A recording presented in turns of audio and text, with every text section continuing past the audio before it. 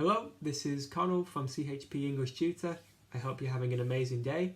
Today I want to talk about the difference with the sound of the letter T in British English and American English. So I'm going to say two words and I'll say them both in British and American English.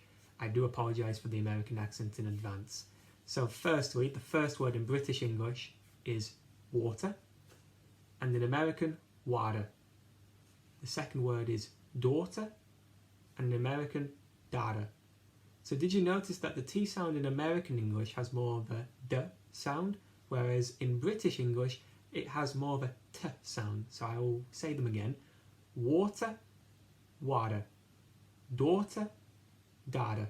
So you can choose which one you want to use depending if you want to sound American or British. Thank you so much for watching this video. Have an amazing day and I will see you very soon.